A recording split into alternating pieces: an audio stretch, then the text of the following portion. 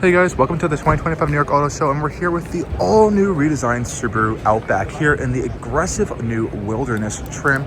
We have a few other Outbacks over here and a few different variations of trims here, but this is the most aggressive new Subaru Outback you're going to be getting, and it follows a lot of the similar wilderness formats we've seen in the past with a lot more body cladding, a lot more unique gold trim, and this one is more unique than ever as it's getting a total unique front grille area over here. So the first time ever we're really seeing Subaru implanted onto the grille up front there, but we still have that front view camera here that we're used to on the wilderness models, but definitely more distinctive and bold design than the traditional Outbacks. Over here we're also going to find a new split headlight design for the all new redesigned Outbacks. We have a daytime running light up here, and your main projector beams are going to be lower down here with more hexagonal shaped fog lights down here surrounded by that iconic wilderness kind of bronze gold trim there, but definitely a much more bolder design than we're used to for the Outback, as it is now more of a chunky kind of crossover SUV than a wagon as we are all traditionally familiar with.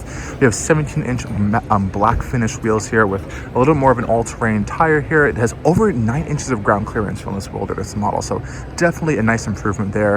A little more of a boxy style surround for our wheel arches as well, and we still have those kind of passive aerodynamic elements that Subaru is now implementing onto all of their latest models. And you can also see this Outback logo in here integrated onto the side sills, and approach, departure, and breakover angles all have been improved for this new generation of Outback. One of my favorite new unique designs though is this kind of unique C-pillar design shape back here with this wilderness logo boldly placed right on the side over here. You can see a lot more of those aggressive side elements as well as unique roof rails for the wilderness trim with these nice gold markers there, so you can kind of haul some stuff from there, do some overlanding and light off-roading.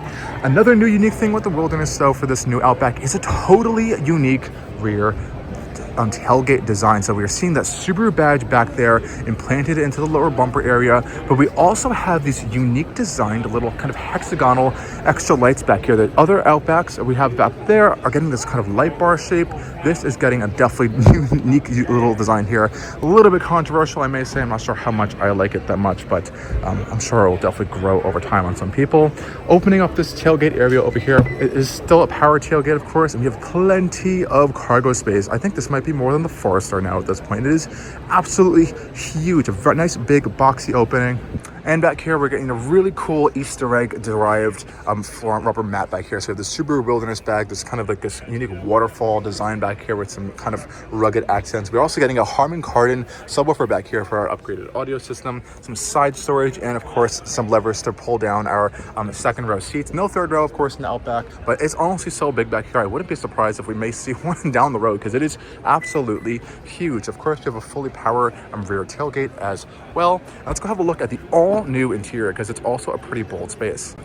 Okay, hopping inside the all-new Subaru Outback, we can see things are mildly familiar, but I would say a little bit different than before as well. We have a very familiar looking Subaru steering wheel, but if you're familiar with the Outback, things have changed quite a bit. So before we used to have a vertically mounted screen in here. Now we have a totally new layout over here. So we have a new fully digital cluster up front over here.